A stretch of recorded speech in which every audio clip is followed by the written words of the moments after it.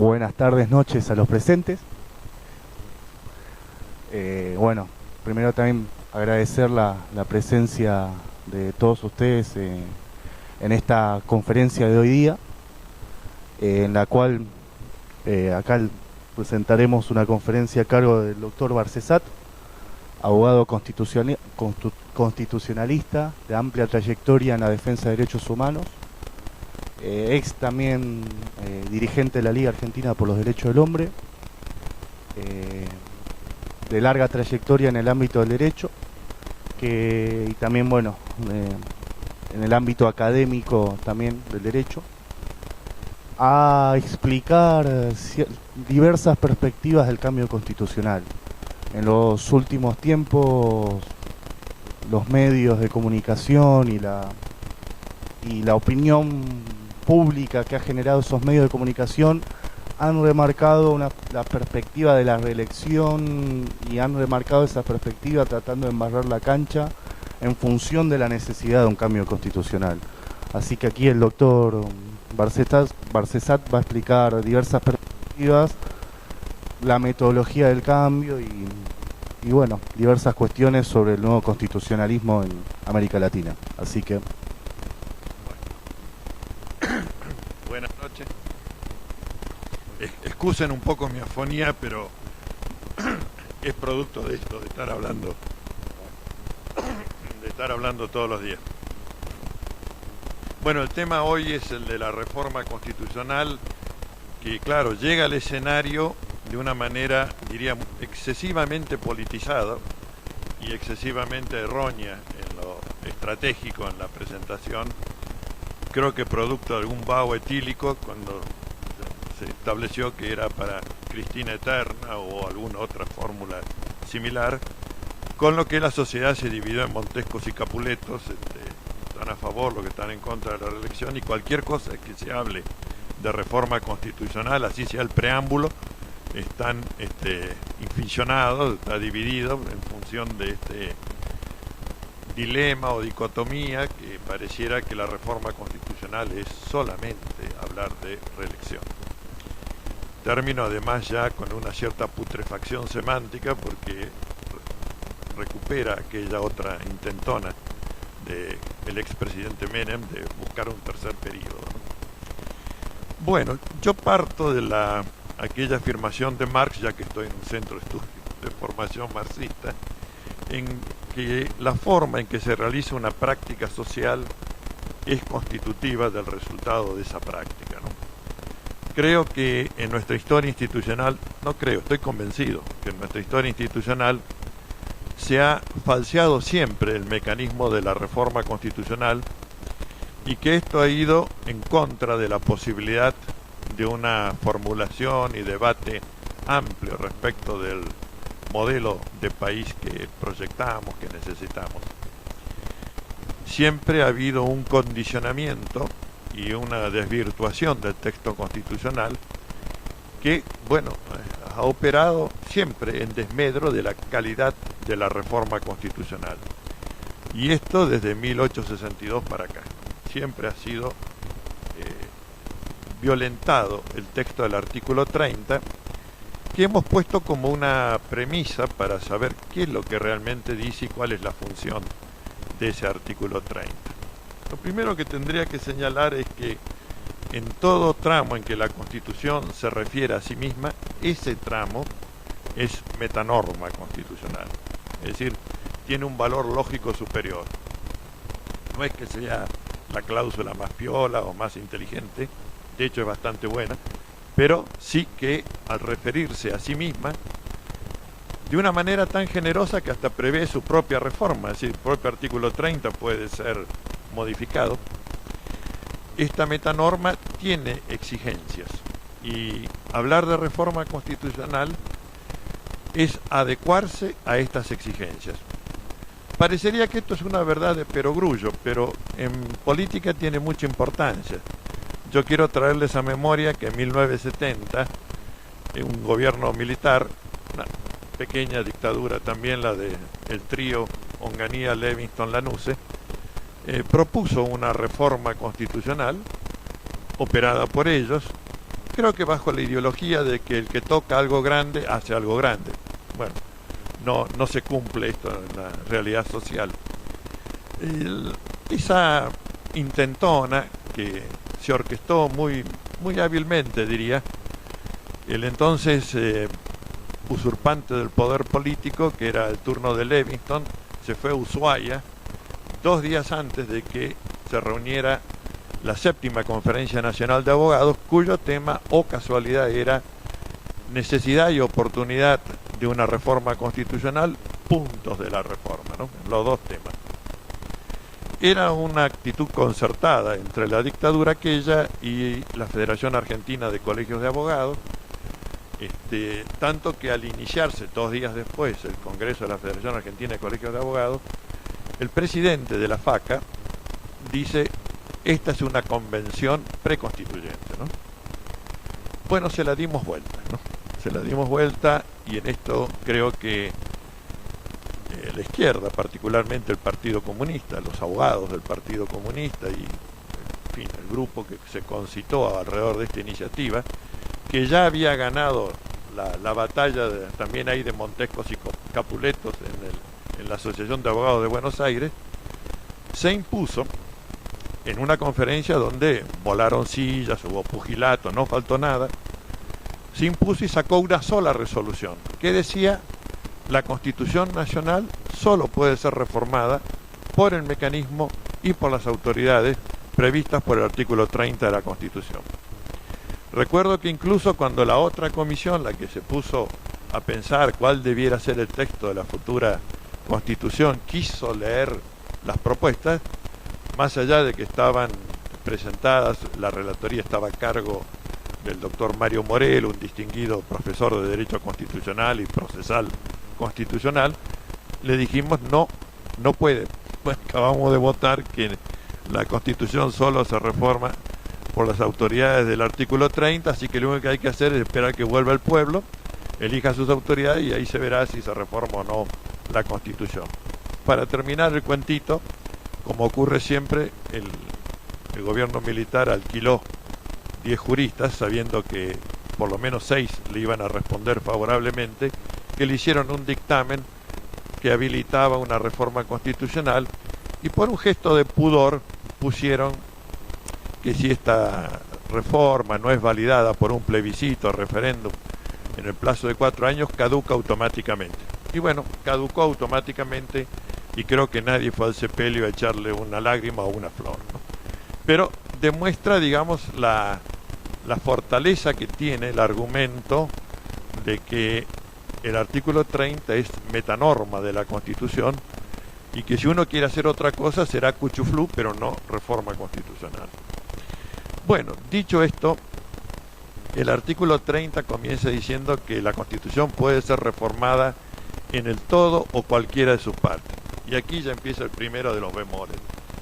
No es una ironía mía, pero la palabrita más importante es la O que tiene acá, que es la O de la disyunción débil, es decir, cualquiera de 2 variables, todo, cualquiera de sus partes satisface la función reforma constitucional.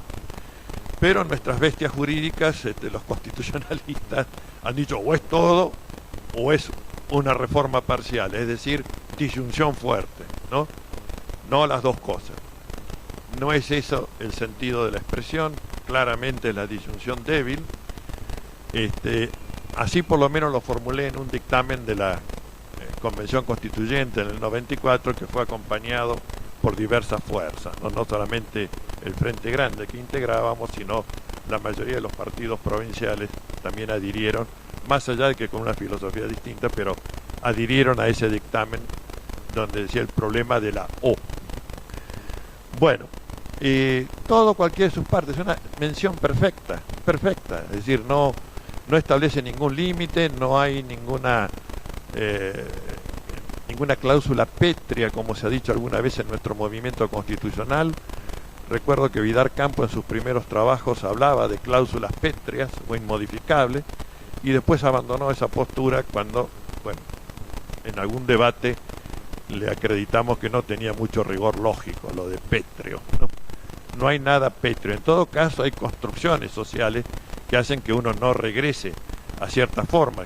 Hoy día creo que nadie pediría una monarquía en la República Argentina, o bueno, tal vez algunos sí. Una reina por ahí.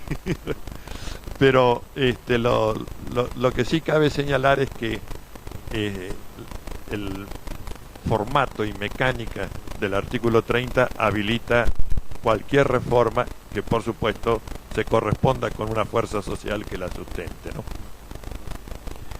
La necesidad de la reforma debe ser declarada por 2/3 de los miembros de ambas cámaras. Acá hay otro problemita.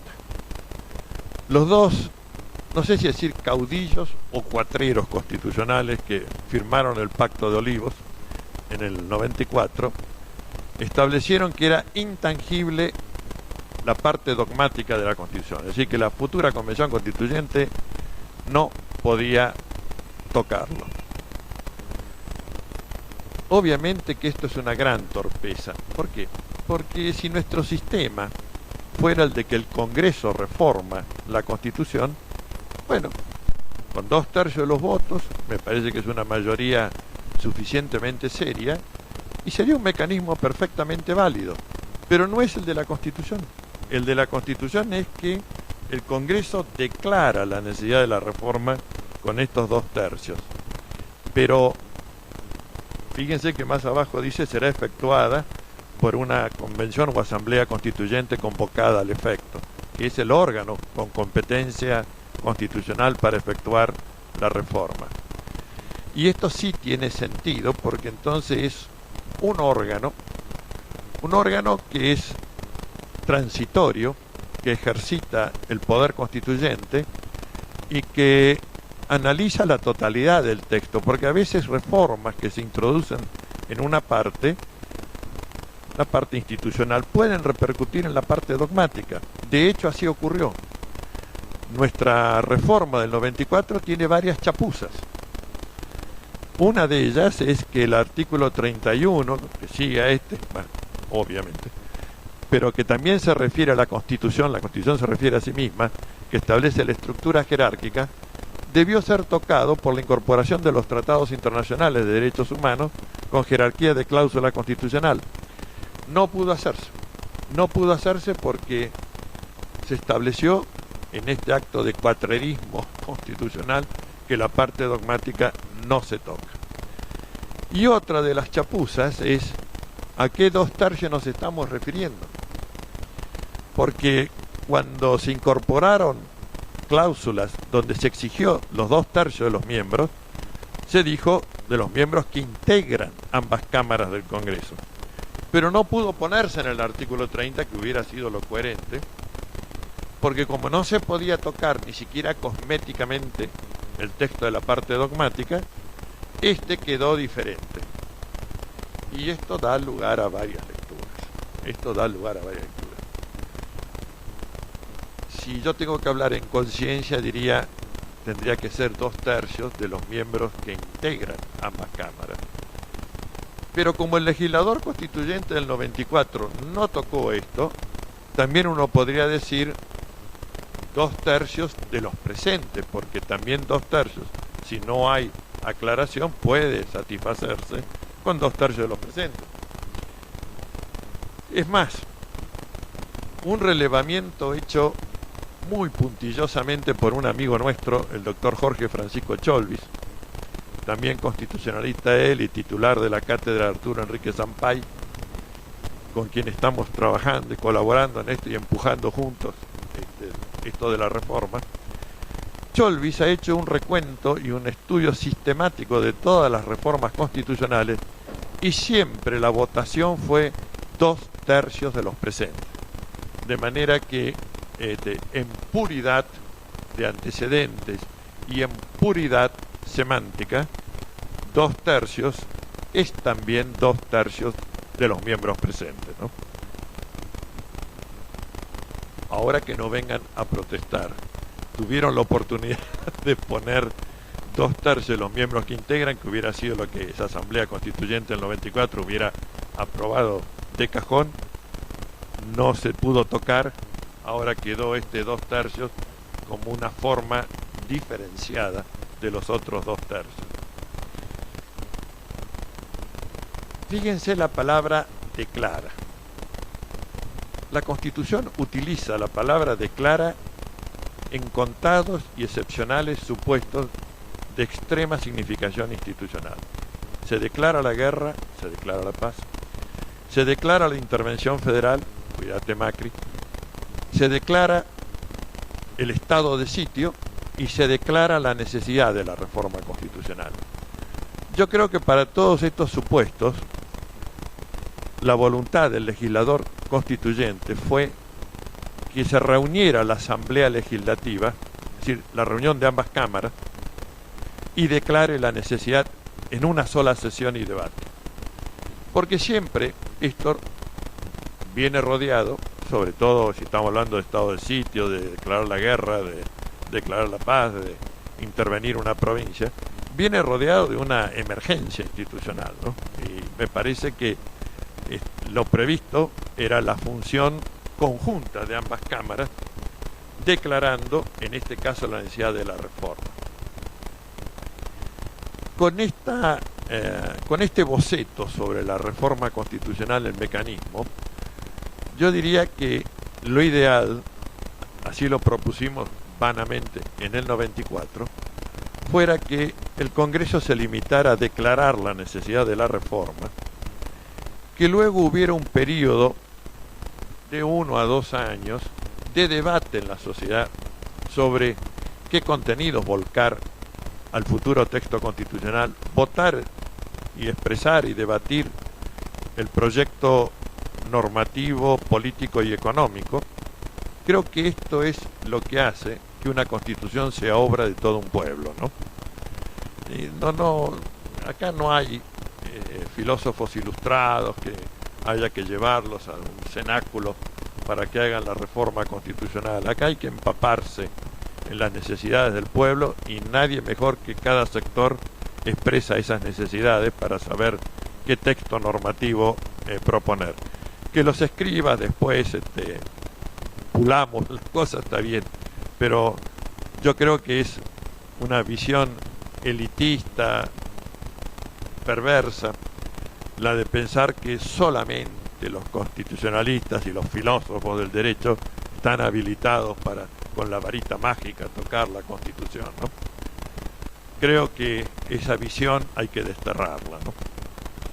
Entiendo que debe ser efectivamente obra de todo el pueblo. Y después de ese periodo de 1 año a 2 años de debate, ahí sí que se reúna la Convención Constituyente para efectivamente darle una forma y hasta diría una estructura sistemática que sea uniforme y que no tenga contradicciones, etcétera. Quiero recordar que en el caso de Colombia, por ejemplo, que no tiene nada que ver con lo que voy a referirme después al contenido, pero la última lectura y repasada se la dieron a Gabriel García Márquez para que tuviera un lenguaje popular, entendible y uniforme, y si fuera posible con cierta belleza literaria. La Constitución de Bolivia tiene esta belleza literaria. Les sugiero leer el preámbulo, es hermosísimo, habla de la naturaleza, reivindica las montañas, los ríos, etc. Es otra construcción, no la de los representantes del pueblo, los iluminados que vienen a darle el texto basal de una vez y para siempre, ¿no? Me parece mejor esta que habla de las montañas y los ríos que la de los representantes. Bueno, estoy tratando, por supuesto, por ahora comparto con Cholvis y con otros colegas amigos, esta idea de que si se va a reformar la Constitución, sea con este mecanismo de respeto y resguardo al artículo 30, ¿no? Congreso declara, no se mete en ningún tema, no dice que sí ni que no, y después la Asamblea Constituyente, convocada 1 año después, cuando ya el pueblo sepa qué cosa es, entonces ahí vota quiénes van a ser sus representantes, pero habiendo sido oído previamente, ¿no? Esto creo que es fundamental. uno no vive como socialmente obligatoria una norma si no ha participado en ella, ¿no? Es muy difícil que uno internalice en conducta una constitución si no ha tenido un pepino que ver con el texto de la constitución. Me parece fundamental que el pueblo participe y la viva como socialmente obligatoria. Un distinguido y un filósofo escandinavo, Alf Ross, iniciaba las clases de derecho poniendo un tablero de ajedrez. Invitaba a un alumno a jugar, a la segunda o tercera movida, él hacía una movida en falso, movía mal una pieza.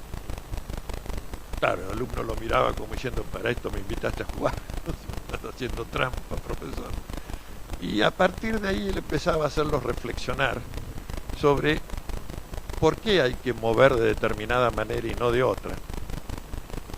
Enseguida nace una especie de positivismo ingenuo, que dice, porque hay una convención de la Federación de Ajedrez que dice que el caballo se mueve 2-1, 1-2 y salta sobre las piezas. Pero más adelante los alumnos llegaban a la conclusión de que si uno no internaliza las reglas de juego, el juego no tiene sentido. Y esto era lo que él quería sacar, y por eso decía que lo esencial es que el derecho sea vivido, sea vivenciado, eran las dos expresiones, como socialmente obligatorio. Y para eso hay que internalizarlo en conducta. Tener leyes perfectas y que uno haga después lo que se le canta, eso no sirve. Sirve si uno actúa adecuado, en este caso a la ley fundamental. Bueno, vamos al contenido. Hay dos partes. Ustedes saben, la parte dogmática, declaraciones, derechos y garantías, y la parte institucional, que organiza el funcionamiento de los tres poderes. Para mí, hoy día una reforma, la parte más significativa es la dogmática. Y digo esto porque creo que frenar la hegemonía y la dominación mundial, consenso de Washington, Fondo Monetario y Banco Mundial, se logra desde la parte dogmática y no desde la parte institucional. En este debate donde, por ejemplo, Zaffaroni, a quien tengo un enorme respeto intelectual, propone un sistema parlamentario inspirado en la Constitución alemana y como un reaseguro de que no haya quebrantos, vacíos institucionales. Bueno, pero ¿y la experiencia de Europa ahora? Sistemas parlamentarios largamente establecidos en Italia, en Grecia, en España, Portugal, Irlanda. Y sin embargo eso no los salva de la crisis. No, tienen virreyes y más allá del sistema parlamentario los que mandan son los virreyes, que son los hombres que tienen la aprobación del consenso, del fondo y del banco. Entonces el freno, la plena autodeterminación e independencia económica, me parece que se performa a través de la parte dogmática y no de la división de poderes o de alguna alquimia en la división de poderes. Yo señalaría tres ejes. No digo que esto agote, pero me parecen los más importantes para un mecanismo de reforma constitucional y referido a la parte dogmática. El primero de ellos sería la integración de Latinoamérica y el Caribe. Creo que hoy día lo que hace a la todavía supérstite estructura de la dependencia, que refiere a deuda externa, dependencia tecnológica, la globalización en su forma más perversa, me refiero a los tratados bilaterales de inversión, de protección de inversión extranjera, la sujeción al tribunal CIADI. Todo esto se tiene que frenar desde la parte dogmática de la Constitución. Y no es esto un movimiento que se haga aislado. Creo que es mucho más efectivo si es un movimiento de conjunto. Hoy en día ya hay expresiones parciales de esto.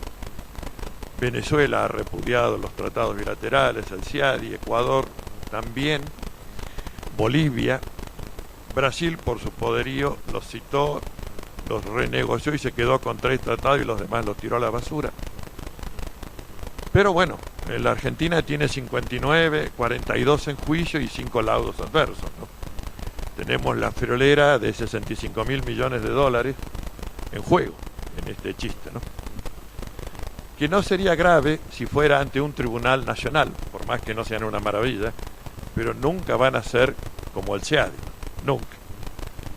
Las atrocidades que yo he visto en las audiencias CIADI casi diría violentan la conciencia de cualquier jurista, pero bueno, es lo que tenemos. Debo decir, porque es una noticia muy reciente, que el 21 de abril el ALBA, convocado por el Ecuador, ha resuelto no la denuncia, que es lo que habían hecho hasta aquí, de los tratados bilaterales y la denuncia del convenio CIADI, sino su anulación. Su anulación. Y si me permiten un pequeño orgullo, copy dictamen. Aplauso. Lo que significa que buen criterio tiene. Bueno, porque la denuncia es como las derogaciones. En el derecho se denuncia o se deroga lo que es válido. Lo que es nulo se anula. Y esto tiene importancia. Recuerden, las leyes de punto final y obediencia debida primero fueron derogadas bajo el gobierno de la Alianza. Fue una fantochada. Grandes discursos oratóricos para, en definitiva, darles validez a las leyes al derogarlas, porque como ley penal más benigna producía efectos de impunidad a favor de los represores. De manera que esto hay que tenerlo muy en claro. En el derecho, cuando es nulo, es nulo. Y en todas las constituciones de Latinoamérica y en sus códigos civiles, esto que se hizo de entregar soberanía legislativa y jurisdiccional es nulo, de nulidad absoluta. Lástima que no es como el caso de las Malvinas, en que la usurpación transcurre por un hecho de fuerza de una potencia extranjera. Acá fueran nuestras administraciones, por no decir gobiernos, cipayos, los que entregaron soberanía legislativa y jurisdiccional. De manera que este primer punto va enlazado con el recupero de la soberanía legislativa y jurisdiccional.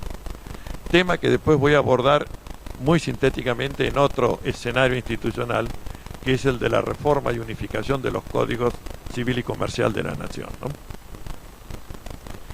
Entonces, primer eje, unidad de Latinoamérica y el Caribe para enfrentar esto, lo que eslabona inmediatamente con el segundo eje que propongo, que es la titularidad efectiva del pueblo de la nación argentina sobre sus recursos y riquezas naturales. Esto está en dos pactos internacionales de derechos humanos incorporados por la Constitución con jerarquía de cláusula constitucional. Es una rareza, diría, en el mundo normativo. Dos pactos, el de derechos civiles y políticos, el de derechos económicos, sociales y culturales, nacidos las dos en la misma asamblea de la ONU, aprobados por la misma asamblea, y los dos se comienzan con la misma cláusula.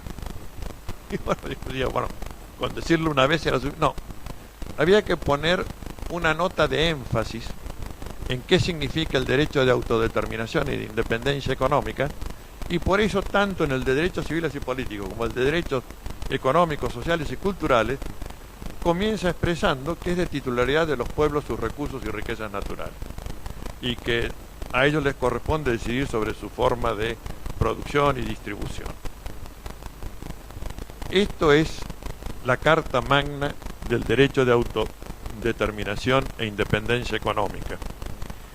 Yo diría que la única vez que yo he escuchado que un presidente de la nación argentina se refiere a esto ha sido el 9 de julio del 2010, el discurso de la presidenta dijo: no hay autodeterminación plena sin la independencia económica. Y es poco. No habrá nunca en la transición democrática nadie habló de autodeterminación e independencia económica. Karel Basak, que fue el primer director de derechos humanos de la UNESCO y el autor de dos compilaciones muy famosas, Las dimensiones internacionales de los derechos humanos y los fundamentos filosóficos de los derechos humanos, decía que el derecho de autodeterminación es a los pueblos lo que el derecho a la vida es a los individuos, ¿no? Es decir, esta significación tiene. De modo que poner en estado operativo estas cláusulas de los pactos internacionales me parece de una importancia fundamental, porque las guerras futuras no van a venir solamente por los hidrocarburos, van a ser también por el agua potable, por los alimentos, por las tierras con aptitud rural. Un primer paso se dio ya con el la ley de preservación del dominio nacional sobre las tierras rurales, donde hemos puesto expresamente en los fundamentos los artículos 1 de los pactos internacionales de Naciones Unidas, es decir, empezar a darle operatividad a estos tratados internacionales, porque en el 94 se hizo algo muy importante, que es incorporarlo y con jerarquía de cláusula constitucional, no es moco de pavo, pero tan importante como esto es ponerlos en estado operativo, porque si no, son como una especie de vidriera que mira hacia afuera. La Argentina los ratificó, los incorporó como cláusula constitucional. De hecho, de 17 tratados internacionales que hay de derechos humanos, la Argentina ha ratificado 16, y todos ellos con jerarquía de cláusula constitucional. Deberíamos ser un país 5 estrellas en materia de derechos humanos. Bueno, todavía nos falta andar mucho, pero fundamentalmente porque la política de derechos humanos no es solamente la vidriera institucional, sino la ingeniería social para poner esos pactos en estado operativo. Entonces, segundo tema, recursos y riquezas naturales, donde también va a haber que abordar un espinoso tema, muy espinoso. En el 94, por el mal negocio de generar la autonomía de la ciudad de Buenos Aires, se le cedió a las provincias una cláusula, artículo 124, que establece la titularidad originaria de las provincias sobre sus recursos y riquezas naturales. Con lo cual tenemos 24 soberanías, 24 derechos de autodeterminación. Esto no es posible, no hay una forma de hacer un desarrollo y distribución armónico de la riqueza, de igualación e inclusión, si no se establece que pertenecen las riquezas del subsuelo al Estado Nacional. Debemos recordar que la Constitución del 49, si tenía cláusulas valiosas, la del artículo 40, que declara que las riquezas del subsuelo son del dominio eminente del Estado Nacional, es una de las cláusulas que inexorablemente tendrán que ser recuperadas para una futura reforma constitucional. Creo que no hicimos mucho negocio con la autonomía de la ciudad de Buenos Aires. Se ha duplicado la burocracia, pero me parece que la calidad de vida de los habitantes no ha mejorado mucho y el bolsillo sí se ha deteriorado bastante. Bueno, pasamos al tercer eje, que también viene eslabonado con esto, que es la política de derechos humanos. Mi estimado colega, el doctor Lorenzetti, presidente de la Corte, dice: ¿para qué necesitamos hablar de derechos humanos si ya la Argentina ratificó cuanto tratado hay en materia de derechos humanos? Es cierto que se ha ratificado y es cierto que ello es bondadoso, pero ello no basta. Ello no basta. Los tratados son como un cartel, indican qué es lo que hay que hacer, pero después hay que hacerlo. Me permite una metáfora vial. Uno pone un cartel acceso oeste o acceso norte y el cartel está fenómeno, pero más vale que haya después una autopista, porque si no te vas al carajo. Entonces, más vale que además de poner el cartel de los derechos humanos, pongamos la operatividad. Me permito un ejemplo constitucional de un país hermano, Venezuela. Cuando habla del derecho y del sistema de salud, son como 30 artículos en el que se instrumenta en qué consiste el sistema de salud, ¿no? Ya en la Constitución lo hace intangible, ¿no? Ya no puede haber, no se puede volar por debajo de eso. En todo caso se puede mejorar con las leyes que instrumenten o operativicen, pero lo básico ya está puesto en la Constitución. Bueno, creo que lo mismo tiene que ser en todos los derechos y en nuestra Constitución futura, la operatividad de los derechos. En general, todas las reformas constitucionales, fundamentalmente las provinciales a partir del 84 para aquí, hablan de la plena operatividad de los derechos y que por su solo reconocimiento. Y se agota en eso. Entonces, mejoran el cartel, pero sigue siendo un cartel. Hay que desarrollar una estructura básica de cada uno de estos derechos, fundamentalmente los económicos, sociales y culturales, para que esté asegurado que cuando se habla de vivienda digna, hay acceso a vivienda digna. que cuando se habla de salud pública hay acceso a salud pública.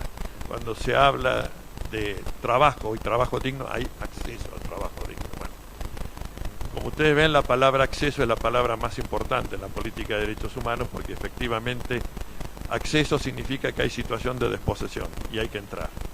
Y este es el tramo más importante en la política de derechos humanos. Respecto de la parte institucional, por supuesto que puede haber mejoras, tendría que haberlas. Por nuestra parte pensaríamos que el Poder Judicial no puede ser un poder vitalicio aristocrático, que tiene que ser un poder con un mandato temporal, es decir, periódico, renovable, sí, por concurso, antecedentes y oposición, pero periódico, es decir, probablemente un periodo más largo que el de los mandatos electorales políticos, que van de 4 a 6 años, pero que sea 8 años, por decir, pero que tengan que a los 8 años revalidar su magisterio, ¿no? De la misma manera que los académicos estamos en un régimen en que concursamos cada 7 años, es el periodo que establece el reglamento de la Universidad de Buenos Aires, y tenemos que ir a una clase de oposición con otros candidatos a defender la posición académica o a conquistarla, según se trate, ¿no? Y me parece que esto es saludable. Yo sé que como en todo concurso, antecedentes y oposición, hay que poner un ojo también en quiénes son los jurados, pero por lo menos el sistema es mucho mejor que el dedo. Y el dedo en materia de poder judicial ha traído lo que ha traído, ¿no? Entonces, podemos examinar esto, podemos examinar el tema de la libre elección presidencial, no me gusta hablar de reelección, sino de libre elegibilidad del pueblo argentino, porque fíjense, los jueces son de por vida, a menos que incurran en mal desempeño o comisión de delito. Los legisladores son renovables indefinidamente, no establece ningún límite la Constitución. Los únicos que tienen periodo fijo son la fórmula presidente y vicepresidente. Y uno se preguntará, bueno, ¿dónde está el depósito de sabiduría constitucional que establezca que es 4, que es 8 años, que es 6? Mientras las elecciones se cumplan periódicamente y con transparencia, sea a través de veedurías, auditorías, consultores externos que vengan a mirar la pureza del proceso electoral, entiendo que el pueblo no debería tener limitaciones en elegir quiénes son sus representantes. Ernesto Laclau ha trabajado bastante el tema de los nuevos gobiernos populistas nacionales, y me parece que en la dogmática jurídica tenemos que poner lo que hay que poner en la silla y sentarnos a pensar si efectivamente hay alguna limitación o se trata más bien de un dogma, el de que los periodos deben ser conclusivos y no que se admita la posibilidad de la reelección. Si surgen liderazgos, creo que esos liderazgos pueden ser consolidados siempre que se acrediten, que mantengan la preferencia de la voluntad popular. Bueno, en definitiva, y volviendo al inicio, que si se da un proceso de reforma constitucional, esperemos que sea obra de todo el pueblo. Me voy a permitir 5 minutitos más de vuestra atención para señalarles un peligro inmediato que tenemos ya instalado y cómo se está encauzando ese peligro inmediato. Lo racional, lo orgánico hubiera sido que primero se examinara la reforma de la Constitución Nacional y luego la de los códigos, el Código Civil y Comercial, el Código Penal, los códigos de procedimiento. Esto hubiera sido el camino, bueno, porque tiene que tener una adecuación con la Constitución. Y bueno, si seguimos con la Constitución de 1853, nos gobiernan los muertos, y 4 generaciones atrás. Valdría la pena pensar que primero la Constitución y después los códigos. Pero vino patas para arriba y primero aparecieron la reforma de los códigos y nada menos que el Código Civil y Comercial, que es el que rige la vida cotidiana. Yo sé que es un viejo anhelo de la abogacía, todos la compartimos, de que hay que unificar los códigos, que nada justifica la diferenciación entre estos dos códigos, y ha habido desde 1936 para acá infinidad de iniciativas en ese sentido que no cristalizaron por X razón. Bueno, se le encomendó a una comisión encabezada por el actual presidente de la Corte, la vicepresidenta Lorenzetti, Hayton de Nolasco, y una ex ministra de la Corte de Tucumán, una muy reconocida jurista, la doctora Camelmacher de Carlucci, el conformar la comisión que a su vez nombró 33 subcomisiones que trabajaron en forma separada e independiente los diversos temas del escenario civil y comercial. Bueno, hubo un acto de presentación bastante solemne en el Museo del Bicentenario. La presentación que hizo Lorenzetti podría llamarse o calificarse como un paradigma del realismo socialista, porque presentó el lado mejor, ¿no? Todos conocen aquel cuento del rey que encarga una pintura y bueno, primero viene uno y lo pinta como es jorobado, maltrecho, y le cortan la cabeza al pintor. Después el rey convoca a otro pintor, sabiendo lo que le había pasado al antecesor, lo pinta como un bello efebo. El rey dice: este no soy yo, y le corta la cabeza también. Y después llega un tercero, prevenido de todo esto, que le pone una capa, lo disimula, lo pinta con medios tintes, muchas sombras, lo funde con el fondo del cuadro, y el rey se declara satisfecho y lo premia y lo declara precursor del realismo socialista. Bueno, este es también el premio que hay que darle a Lorenzetti. Pintó la parte de familia, de matrimonio, etcétera, donde vale todo, es decir, partimos los hijos por la mitad, el patrimonio por la mitad, bueno, todo esto nos divorciamos por nuestra propia cuenta. Está bien, es parte, pero es para un sector de la sociedad, ¿no? Los de mayor poder adquisitivo o mejor situación económica. Es muy difícil que trabajadores hagan un contrato prenupcial para ver cómo se dividen la servilleta y el vaso de vino que quede. No va. Pero bueno, él presentó esto. De la parte comercial habló así, chiquitito nomás, no dijo nada. Bueno, un día me encajaron el anteproyecto y dice: échale un vistazo. Bueno, a los 10 minutos yo estaba levitando ya, ¿no? Porque desde el artículo primero, que raramente incluía la jurisprudencia como fuente de derecho, ya digo, esto huele mal, ¿no? Después me fui a la parte de contrato de arbitraje. Bueno, ahí ya el tufo era la pata muerta de Gardel, ¿no? El tufo era terrorífico. Los laudos arbitrales no podían ser revistos por ningún juez. El Estado era parte, posible sujeto de laudos arbitrales, y luego en derecho internacional privado, que es perfectamente válido pactar ley y jurisdicción extranjera. A la mierda con toda la soberanía legislativa y jurisdiccional argentina, ¿no? Si la cláusula Martínez de Oz había sido perversa, Martínez de Oz puso una klausulita en el Código de Procedimiento, que es un código local, que establece que el Estado puede pactar una jurisdicción extranjera. También los particulares, por supuesto. Entonces los profesores de Derecho Procesal decían: esto es para que si hay un comerciante en La Quiaca y otro en Tierra del Fuego, pacten la jurisdicción de Córdoba, que le quede igual de mal a los dos, ¿no? No era para eso. Era para que Tomás Griesa, juzgado federal de Nueva York, tenga ley y jurisdicción de Nueva York para juzgar todos los contratos de la deuda externa de Argentina. Esta era la finalidad. Bueno, eso queda chiquitito al lado de lo que se había propuesto. Entonces nos fuimos a mirar, a ver quiénes habían trabajado estos temas. Oh, casualidad.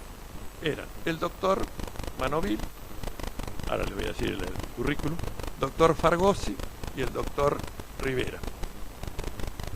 Fargosi, el actual presidente de la Bolsa de Comercio, investigado en la causa de Aerolíneas Argentinas, el vaciamiento y la quiebra. Y los otros dos, distinguidos profesores de Derecho, que son empleados por las empresas multinacionales como los testigos expertos que declaran en los procesos ante el Tribunal Ciari, siempre contra el Estado argentino. esto más o menos es como haberle dado la custodia del banco de sangre a Drácula. Se hicieron un festín, ¿no? Nos empaquetaron redondamente. Bueno, como les dije, mi afonía tiene larga data. Arranca con este proyecto, que en la primera audiencia ya lo denunciamos, etcétera. Poco a poco se fueron sumando, afortunadamente, muchas voces. Creo que hoy podemos afirmar que esa parte ha sido sepulta y que hemos recuperado, que vamos a recuperar soberanía legislativa y jurisdiccional con el esquema que tenía el viejo Código de Vélez, que era impecable y que es uniforme en toda América Latina y en Europa. El lugar donde se cumpla el contrato establece ley y jurisdicción aplicable, sin vuelta. Lo que le agregamos, para que no haya vuelta atrás, es que eso es un principio de orden público.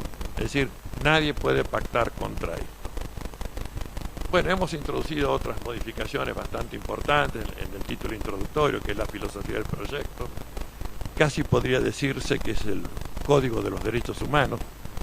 Esto es bastante significativo. Se ha puesto también la función social de la propiedad. Se han suprimido todas las partes exóticas que tenía el consorcio de propietarios, el country, el régimen de condominio, los cementerios privados. Dejamos al derecho administrativo que regule. Jerarquizar esto es como privilegiar nuevamente a los sectores de mayor capacidad económica. Y hemos tratado de que no sea solamente la clausulita de la función social, sino que tenga un desarrollo en el acceso a la vivienda. Todavía no digo que sea el derecho del acceso a la vivienda, creo que le falta, pero estamos empujando, ¿no?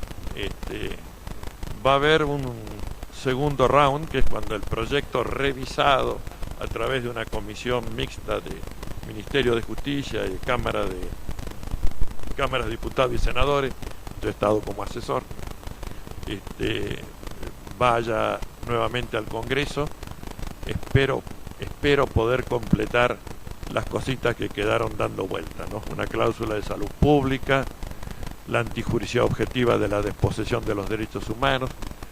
Bueno, hay algunas cositas que vale la pena seguir bregando, aunque sea unipersonalmente, para que esto se incorpore al proyecto. Bueno, como ustedes ven, hay todo un panorama de actividad institucional muy intenso, muy intenso.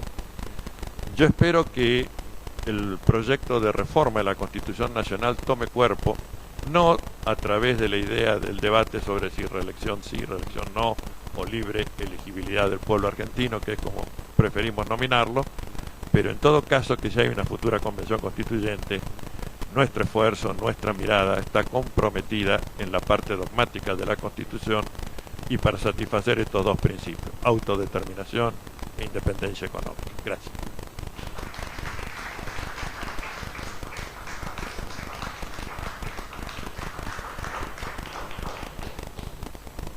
Bueno, hola, ¿se escucha? Sí. Bueno, pasamos a las partes de consultas, preguntas. ¿Qué pasos tendría que dar el Estado argentino para denunciar el CIADI? Bueno, más que denunciar, anular. Si ya, por de pronto, si el código sale como anunciamos, para lo futuro no podría haber tratado que obligue a la jurisdicción CIADI y a la ley extranjera.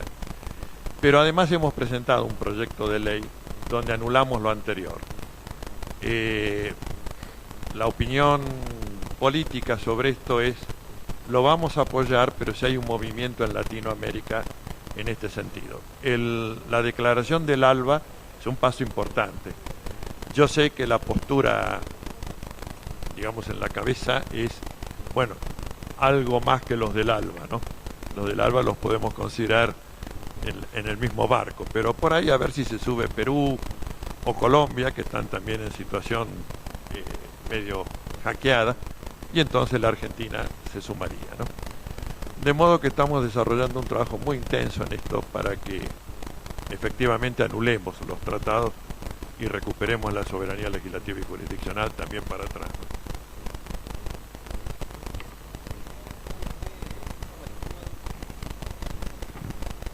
había hecho mención a la cuestión de la integración latinoamericana y también cuestiones de derechos humanos. Quería preguntarle por el sistema de protección de derechos humanos que el año pasado, si no me equivoco, o el anterior, Chávez había hecho mención a la constitución de un sistema de protección de derechos humanos propio de los países latinoamericanos. Esto es debido a la injerencia que ha tenido en algunas oportunidades, creo que fue la Comisión Interamericana de Derechos Humanos, en relación a algunas cuestiones de política interna de los estados. Quería preguntarle su opinión en torno a esta cuestión. Bueno, es un tema difícil. Creo que la única manera es aprovechar lo mejor de esa experiencia de la Corte y la Comisión Interamericana de Derechos Humanos, que en lo que hace a libertades civiles y políticas, en general ha sido muy valiosa, sobre todo en periodos de excepcionalidad institucional o para los efectos de los periodos de excepcionalidad institucional. Pero no es menos cierto de que se han constituido en un freno a los procesos de transición en América Latina y que ese freno viene impuesto por la hegemonía estadounidense, que curiosamente no es signatario de la Convención Americana de Derechos Humanos, no la ha ratificado, pero que jode y tiene la sede en Washington y por supuesto la hegemonía no es solamente geográfica y arquitectónica, ¿no? Es ideológica. Creo que lo inteligente sería llevarla a un país latinoamericano, preservando un, diría, reservorio de precedentes muy importantes en materia de custodia del derecho a la vida, a la libertad y a la integridad del ser humano, y renovarla en lo que hace a los derechos económicos, sociales y culturales, que dicho sea de paso, no están habilitados para denuncias y para tutela jurisdiccional. Es decir, uno puede ir por libertades civiles y políticas, pero no puede ir por violación de derechos económicos, sociales y culturales. Los abogados le hemos encontrado la vuelta de decir que cada vez que nos reventaron en un juicio un tema de derechos económicos, sociales y culturales, nos han negado jurisdicción y vamos por la negativa de jurisdicción, pero trayendo el tema económico, social o cultural. Pero esto es una trampita de la picardía de los abogados. Lo cierto es que el reglamento no habilita protocolo facultativo, de modo que esto también tendría que ser revisto junto con la, llamémosle, latinoamericanismo del órgano regional, tanto la Comisión como la Corte. Creo que esto sería la postura adecuada. Es más o menos lo que están propiciando Venezuela y Ecuador, de formar una nueva OEA. Es esto, pero no tiremos aquello, ¿no? Aquello tiene un reservorio. Así es. Exacto, eso ya ayudaría a mejor. Y después cambiar la integración, por supuesto, porque esto es el otro aspecto, ¿no? Pero creo que vendría de la mano una cosa con otra. Hola, ¿qué tal? Yo soy estudiante, al igual que varias personas que están acá, y me gustaría saber con respecto a... está un poco en la oscuridad el tema de la Ley de Educación Superior, que yo tengo entendido, tal vez mal, que tiene un vínculo con la reforma de la Constitución del 94, ¿puede ser? ¿O eso no es cierto? Sí. En el 94 se estableció una cláusula en el artículo 75, que es potestad del Congreso de la Nación, donde se habla de la educación gratuita y después se habla de equitativa, palabra que empleada en ese contexto significa hay que pagar. Es una palabra tramposa, lo denunció Adriana Puigros, apoyamos con toda vehemencia, diciendo que cuando se dice gratuito no hace falta decir equitativo. Pero las fuerzas políticas mayoritarias mantuvieron la palabra equitativo, y equitativo ahí traducido significa, quizás no en el ciclo profesional, pero en los posgrados es el gran negocio, digámosle, de las universidades, porque se pagan fortunas por esos posgrados. ¿Y qué se puede hacer para remediar eso? Porque yo tengo entendido que la ley de educación superior es el resquicio a través del cual se filtran cosas como la CONEAU, ¿verdad? O tal, y ¿qué se puede hacer al respecto de eso? ¿Cómo se lo puede reformar? Bueno, creo que si uno ya le quitara la palabra equidad, que parecería una herejía que uno quitara la palabra equidad, pero puesta ahí, lo único que significa, lo significa para peor, ya habría un freno y quedaría la gratuidad como presupuesto de la enseñanza pública en todos sus niveles. Yo le quería preguntar sobre el punto referido a los recursos naturales, que actualmente son propiedad, digamos, de los estados provinciales, ¿no? ¿Hay en las discusiones alguna propuesta de esta modificación? Porque yo, a primera vista, ya me imagino el lanzamiento de las críticas de que esto quiere más concentración del poder y el Estado sobre el federalismo. ¿Se está discutiendo esto también? Bueno, hay un grupo, yo diría, significativo de los abogados que propiciamos la reforma constitucional, que decimos tienen que ser dominio del Estado Nacional. Pero lo que vos decís es totalmente correcto, es así. Hay un enorme elenco, todos los constitucionalistas provinciales van a oponerse a que pase al Estado Nacional y mantener la cláusula actual, con todo lo que eso implica, ¿no? Que la presencia de la Barry Code, etcétera, etcétera.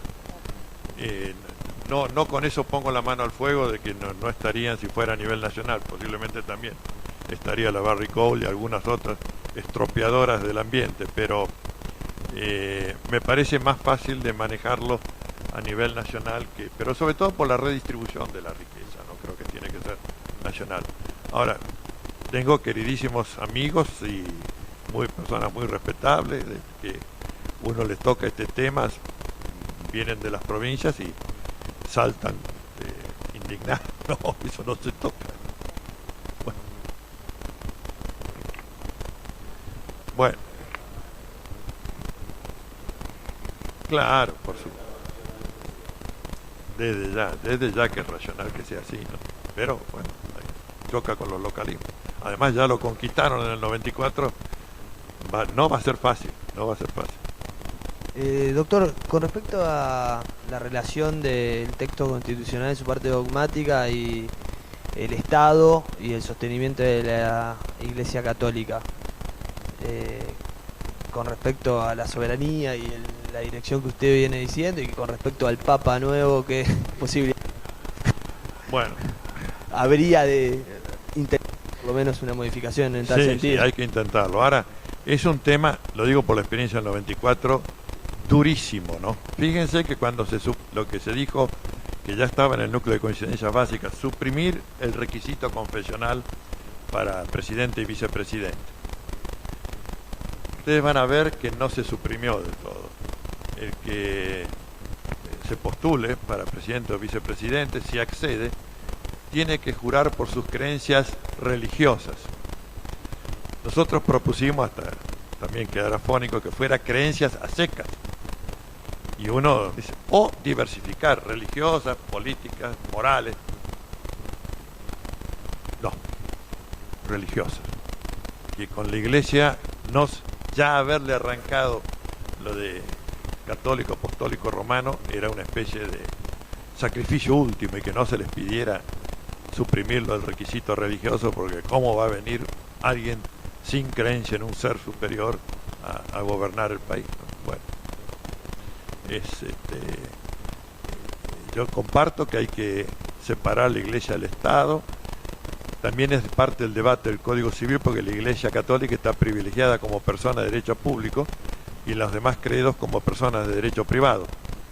Entonces la propuesta es que sea todos de derecho privado, personas de derecho privado, que no tengan la Iglesia, la Iglesia Católica, Apostólica, Romana, la prioridad y el privilegio. Pero todo esto es durísimo, durísimo.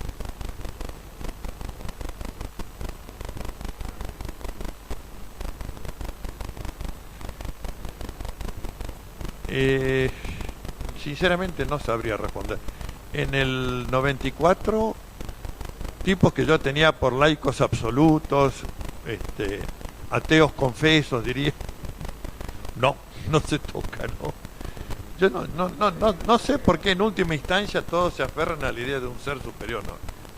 Yo no lo concibo, pero bueno.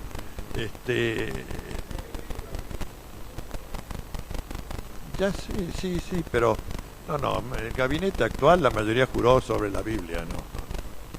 Sí, yo estuve en el acto de jura. Sí, hubo 2 o 3, pero sí, esos juraron sobre la Constitución. Hubo gente, sí, de principios, sí, bueno, qué sé yo, con lo que a uno le gusta, pero la mayoría, por la duda, no sé qué. Baje el rayo flamígero. Sí. Te quería hacer una última pregunta, bueno, última, no sé si alguna tiene que... Sí, yo pediría que fuera última. Bueno, muy cortita. Sobre estos decretos que se han sacado para preservar la libertad de expresión en Córdoba, la ciudad de Buenos Aires, más allá de una gran orquesta, ¿no? Sí. Que se insiste sobre legislar sobre lo que no se sabe, que no estaba funcionando. Jurídicamente, son nulos de nulidad absoluta, inconstitucionales. Inconstitucionales Totalmente, porque se apropia una atribución que es excluyente del gobierno federal. Incluso la ciudad de Buenos Aires.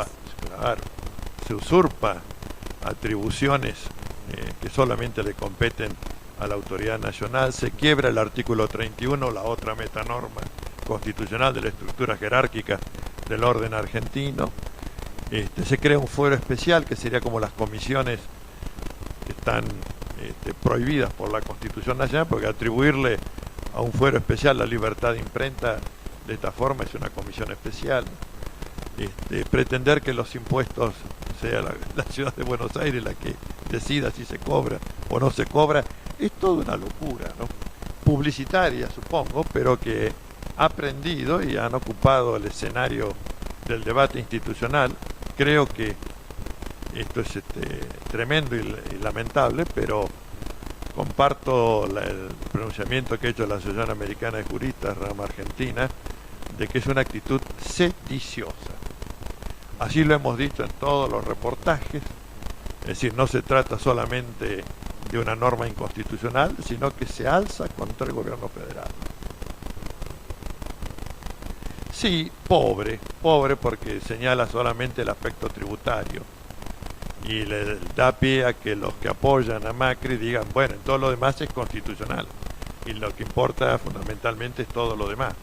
Entonces espero que los próximos pronunciamientos judiciales, porque hay varias acciones, sean un poco más abarcativos, pero si esto llegara a convertirse en ley de la ciudad, yo creo que la nación tendría que emprender una acción el gobierno nacional, una acción de nulificación, como hizo con la anti-ley de medios que sacó la provincia de San Luis.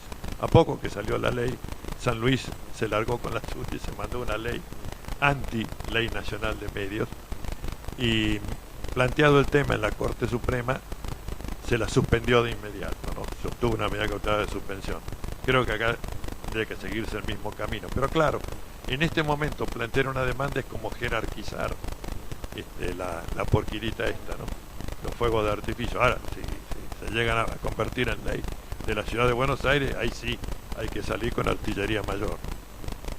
Bueno, doctor Barzazat, muchísimas gracias por haber venido.